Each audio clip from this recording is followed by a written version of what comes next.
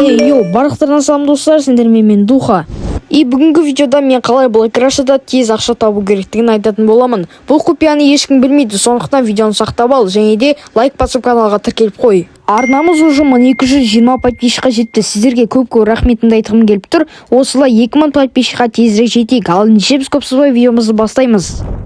Ең бірінші өзіміздің серверімізге қараймыз. Мысалға, Владимирдің экономикасы нормальный болған соң мен осы серверға келдім. Ең басында экономикасы нормальный болды, қазір экономикасы өзгеріп жатыр. Егерде блэкрашаға жаңадан келіп жатқандар болса, сендерге Владимирді ұсынамын. Неге де сендер сол жақтың экономикасы жақсы, бір жағынан ішіндегі барлығы енді дамуға ыңғайлы. Және де достар, осы мен Владимирға келгелі бері уже 19 уровень болдым. Неге де сендер бұл жақта өте қызықты адамдар, өте қызықты семьялар деп айтсақ та болады. Солардың арқасында мен 24 жеті ойнап кеттім. Соның арқасында мен 19 уровеньға жеттім. Және осы Владимир серверіне келіңдер. Сендерді мен күтем. /promo деп жазып, Духа деген промокод жазып ұмытып кетпеңдер. Ары жалғастырайық. Ақшаны қалай табуға болады? Экономикасын бар жерлерге, экономикасы жақсы жерлерге барсақ, мысалға Эмилия, мысалға 1 миллион дейді.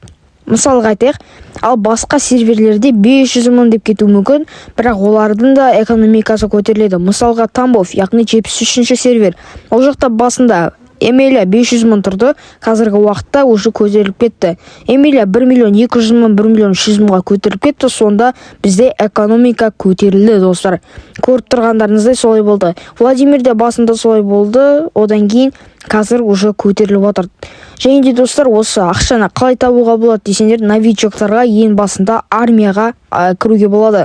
Ең бірінші армияға кіру керек, солай нормальный ақша тапқаннан кейін уровень көтерілген сайын 3-ші уровеньға жеткенше клада, искатели істейсіздер. Одан кейін тағы да қандай жұмыстар бар, МЧС жасайсыздар 5-ші уровеньға келген соң.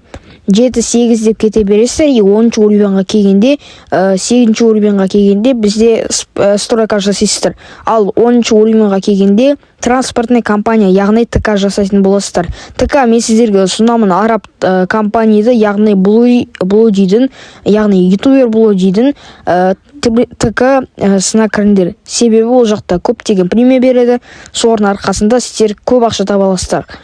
Енді ары жалғастыра берсек, 15-ші уровеньға келген инкассатор жазаңыздар. Инкассатордың арқасында тоже ақша табай аласыздар. Одан кейін келесі қандай бар тағы?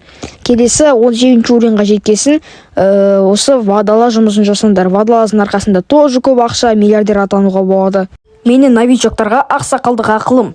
Достар, бұл ақылды не десеңіздер, себебін айтқанда новичоктар оңға келе салысымен сразу фама ашуға асық болады. Неге десеңдер, өз аудиториясын жинақсы келеді. Мысалға айтқанда, ютубер болғысы келеді, және де тиктокер болғысы келеді. Соның барлығын аты шығу үшін барлығын жасайды. Бірақ қателеспеңдер, ең бірінші новичоктарға бірінші дамы болу керек. Ең бірінші өзіміздің ақшамызды, бюджетімізді дұрыстап дамытып аламыз. Мысалға, мен 3 миллионмен фаманы аштым делік. Фаманы аштық, бірақ автопаркқа тағы да басқа заттарға ақша керек болды. Мен фаманы ашқан кезде, ең алғашқы фаманы ашқан кезде мен қатты елеспін. 3 миллионға фаманы ашып, үйто ішінде автопаркты толтырамай қойдым ғой.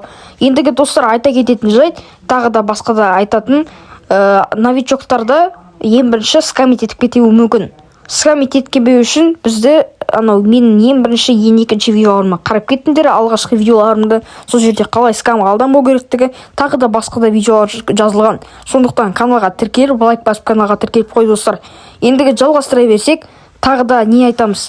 Сол скамның кесірінен тағы да адамдар алдан қалуы мүмкін. Сол үшін новичоктар, сендерге айтарым, байқап жүріңдер, ақшаларында құртпаңдар, және де фаманы ашам деп қиналмаңдар. Ол фама дамай қалуы мүмкін, ертең жауып тастаулары мүмкін. Сондықтан так что до конца барыңдар, ең бірінші ақшаларында бюджеттерін жинаңдар, соны кейін істейсіңдер. Мысалға, ақшамызды жиналдық дейік, фаманы аштыңдар, автопарк жасадыңдар, сосын ранктарды ақырындап қоя берсеңдер болады. Если ранкты сразу кіре салысымен ранк қою керек болатын болса, онда оны вообще сатпаңдар. Ол вообще керек емес сайт. Сол үшін ең бірінші бізге автопаркты іздеп алу керек.